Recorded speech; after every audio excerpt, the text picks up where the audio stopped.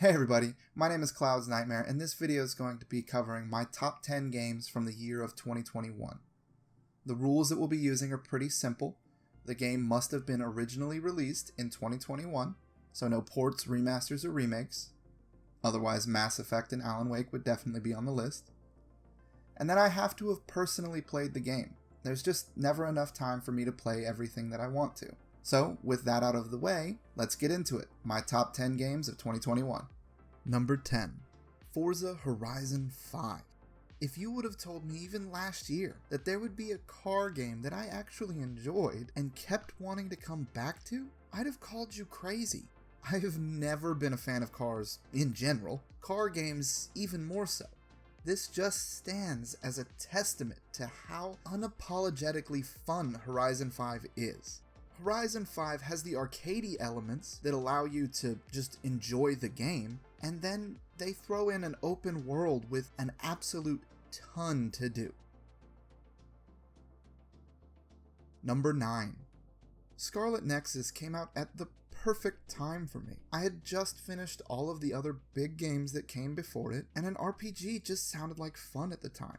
I was expecting the game to just kind of be a time sink, but it was so much more. The story is divided into two protagonists with their own separate stories. You can play through the game twice, once with each character to get to know their sides.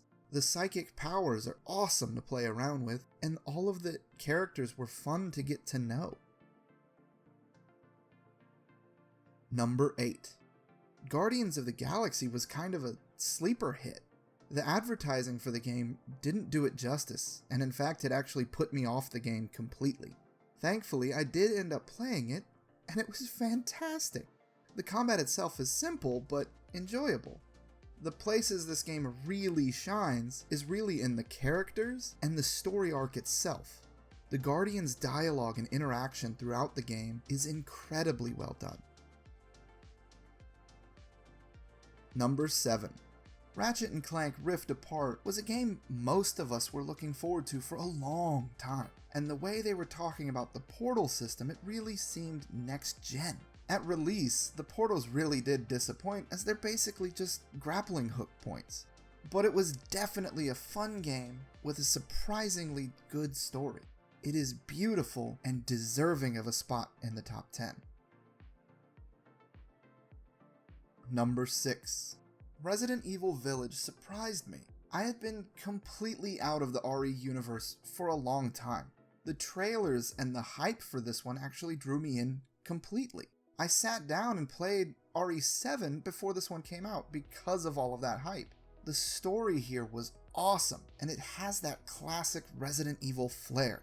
Capcom did a fantastic job with all of the gameplay elements themselves. From the combat to the puzzles, I had a great time. The combat itself is more actiony than old school RE, but it's a pleasure to play. Number 5. Shin Megami Tensei 5 has sold way more than any SMT before it, and there's a reason why. Well, actually two of them. The first is that the game is wonderful. It is just as dark and bleak as we've come to expect from the franchise, but the beautiful world, the deep turn-based combat, and the complex fusion system all come together to form an incredible harmony. The second reason is because it's on the Switch. Switch games sell like crazy. Number 4. Tales of Arise is another record breaker on this list. The Tales series has always been kind of a niche in the West. Tales of Arise seems to have broken out of that and gained a much larger audience. The characters are interesting with a lot of development, although it does play into a few silly relationship tropes here and there. Combat is frenetic and has a high skill ceiling. Tons of different options for characters and skills, so you can play how you want to.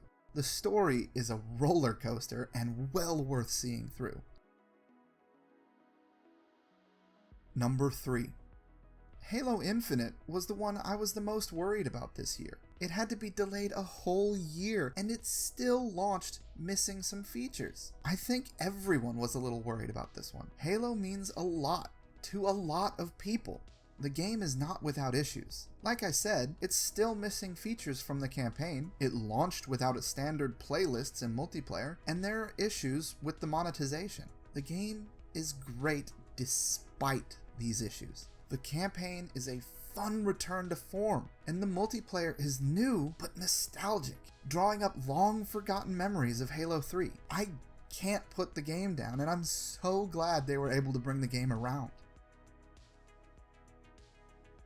Number 2. Metroid Dread. Dread was actually my most anticipated game of the year, by far. It is more linear than the classics. True, the EMMI zones are frustrating and more difficult than I would have expected or liked. The loading times on the Switch are painful to deal with. But with those small issues, Mercury Steam has created an absolute masterpiece. Just running around the map is fun. The combat is fluid and intuitive. Exploration feels rewarding. The resurgence of the Metroidvania genre is just so exciting to see. A new 2D style Metroid game in 2021. Who would have believed it? Number 1. Returnal. I came into this year having zero interest in Returnal. I like the idea of bullet hells. I love third-person shooters, and roguelike games are generally a great time. I don't know why, but the initial marketing for the game somehow pushed me away from something that on paper I should have been all over. I ended up buying the game on release day anyway. I just wanted something new that was actually using my PlayStation 5. I'm so glad that I did. This game turned out to be more than I'd ever expected. The gunplay is incredible. The abilities and story development as you dive deeper and deeper into the biomes. The amazing boss design. The sound design that gives you chills. It's all just put together so perfectly. It's an absolute gem of a game, highly deserving of my game of the year, and 100% something that I'm coming back to again and again, just because it's so much fun to play. 2021 has been a pretty good year for gamers, and there are plenty of good games that just didn't make this list. I only have 10 spots, so some had to be left out in the cold. And on a side note, we recently passed 60 subscribers, and I just wanted to take a quick second to say, thank you so much for spending some of your time watching the videos that I'm making. It means so much to me that you would do that. Thank you again, and just thank you. Anyway, that is my top 10 for the year. Do you agree with my list? Let me know what your list would be in the comments below. I'll see you in the next video. Stay safe out there.